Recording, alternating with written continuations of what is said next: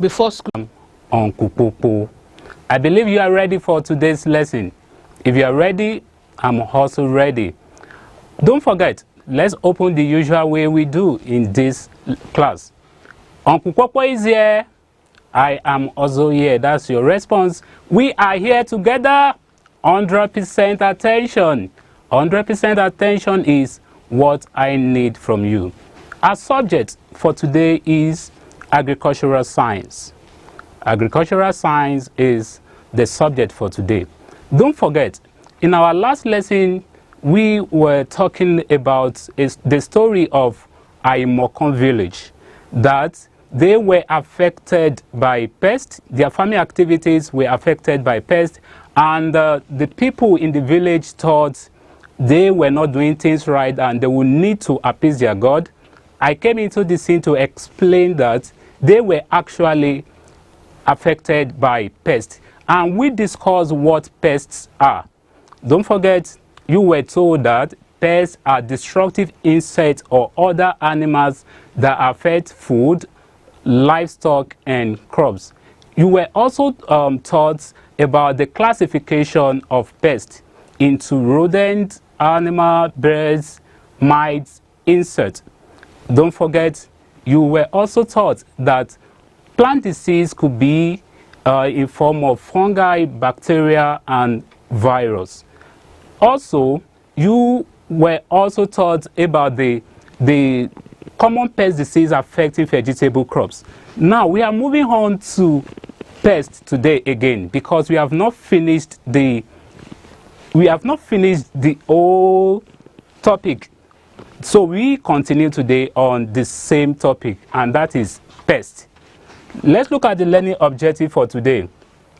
In today's lesson, you should be able to state symptoms of plant infections. 2, you should be able to list methods for controlling pests and diseases. So those are the learning objectives you want to achieve today. Then let's move on.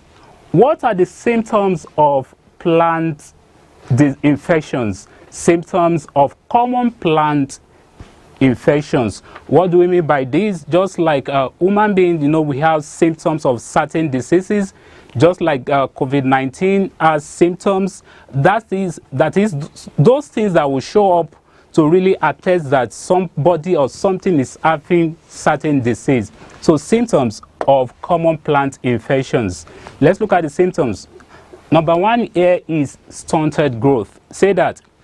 Stunted growth. What do we mean by that? When you say stunted growth, that means a retarded growth, that the plant will not grow in its maximum potential, will not grow as it's supposed to be. Let's look at the diagram here. You can see they are all the same plant planted on the same day. Between the two, which one is affected with stunted growth?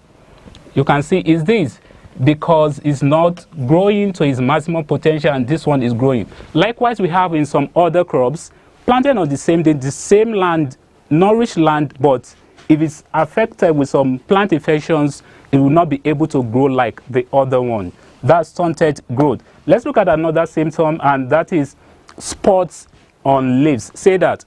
Spots on leaves. Spot, S-P-O-T-S, on leaves. What do you mean by that? You can see the leaves here. You can see spots. You can see how I'm touching all those spots. Just like vegetable that you buy from market, if you see this, you will not like to even buy it because of the spot. It's showing plant infections on it. Moving on to the next symptom of common plant infections, and that is decay caused by rice blast fungus. Decay caused by rice blast fungus. You can see a form of decay here. So this is a symptom of a plant infections. Moving on to the next one, and that is malformed stems or leaves. Malformed stems or leaves. You can see this stem. This is not growing normally. This is a malformed stem. Is a symptom here to show that it's been infected with plant infections. See, it's malformed. It's not growing as it's supposed to grow So that is malformed stems. You can see the leaves too, or leaves. That's another symptom. If you see it, it's a symptom of plant infections. Next is discoloration caused by tobacco mosaic virus. Discoloration caused by tobacco mosaic virus. The diagram here too has told us everything about it. Normally it's supposed to be green color. You can see it's already changed. It shows it's being infected with plant infections. Discoloration, turning the color green to yellow or just losing the greenish color. So that is discoloration caused by tobacco mosaic virus. Now let's check how to control pests and diseases. What are the methods? What are the ways we can control pests and diseases? Let's look at the following ways. Number one, this is choose disease-resistant varieties. You choose disease-resistant varieties. Many ornamental plants and vegetables have proven resistance to diseases such as canker, mildew, and rust. What we are saying here is that we have some crops that resist diseases. So if you plant certain crops, so you get another crop that will help to resist certain diseases from the main crop you have planted. That is, you choose resistant varieties. Another way to control pests and disease is don't overcrowd your plants. Do not overcrowd your plants. Just like human beings, when you are overcrowded in a house, in a room, you can see diseases will be moving from one person to another due to that crowd in the room. So likewise, plants, you don't overcrowd, you don't plant more than necessary on the same spot or on the same farm. So you do not overcrowd your plant. You control pests and disease that way. Next is watch moisture levels. That means the water level of your plants. Do not wait them to have too much water than necessary. It may make those plants die or being infected with pests and diseases. So you watch the moisture level of the plant. Next is you practice crop rotation. You practice what? Crop rotation. Crop rotation is that you plant certain crops maybe this season, then you plant another one. You rotate the crop you plant. You don't plant the same crop for a long period of time. So if you do that, if you rotate the crop you plant, you are controlling pests and disease on your farm. Next is inspect your plants.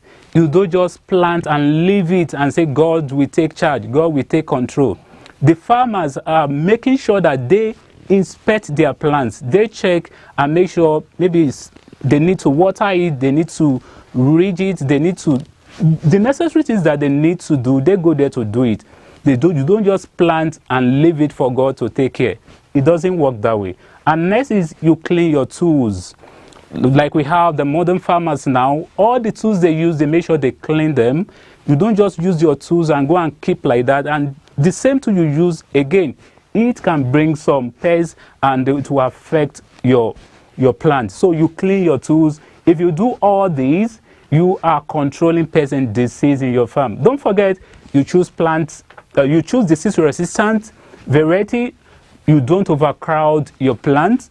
You watch moisture levels. You practice crop rotation. Inspect your plants and clean your tools. These are the ways to control pests and diseases. Now moving on to methods for controlling pests and diseases.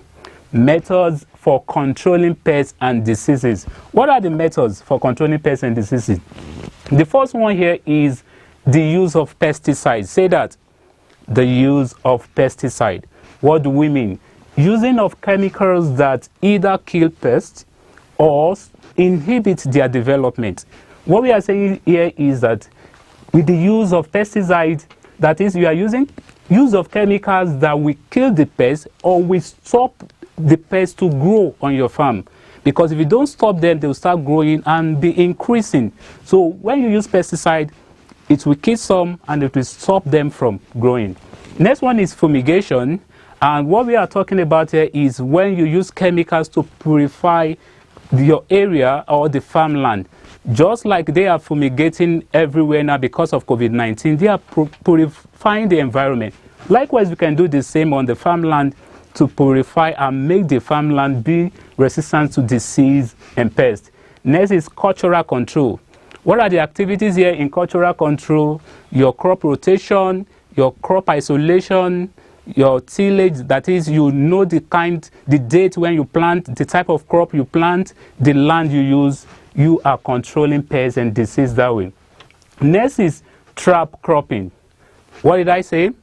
Trap cropping. When you are using trap cropping, that means you are using certain crop to resist some disease away, especially insects. When you plant such crop, it will resist and send some insect pests away. That's trap cropping. Next is biological method. Biological method, you make use of organisms to resist and kill some pests on your farm. So these are the methods for controlling pests. To repeat myself, the use of pesticide, that's number 1. 2, fumigation. 3, cultural control. 4, trap cropping. And 5, biological method. These are the methods for controlling pests and diseases, which I've told you. Let's look at the diagram to really put more light on what I've just said. Common pests of vegetable groups, this is using a pesticide, using pesticide to purify the farm. Then we move on to, this is fumigation. We talked about biological method, that we use of organisms to kill some certain pests on your farm, on your vegetables. Cultural method, and we also talk of trap cropping, where you plant some crop to resist some insects or pests away. Now, in today's lesson, we have been able to successfully talk about the symptoms of common plant infections. And what are the common plant infections? What are the symptoms? We talked about stunted growth, spots on the leaves, and many others. How to control pests and disease, we also discussed about that. 1, don't overcrowd your plant. We also told you that practice crop rotation will also help in controlling pests and diseases. And lastly, we talked about the methods of controlling pests and diseases. We told you many methods, but here, fumigation, the use of pesticide, you will control the pests and disease on your farm. In today's lesson, we have been able to teach all about pests. So it's time to test and see how you have given me your 100% attention. Time for evaluation. Question. I have 2 questions here. The first one says, list 2 symptoms of common plant infections. List 2 symptoms of common plant infections. Number 2, list 3 methods of controlling pests and diseases. List 3 methods of controlling pests and diseases. Your time starts now.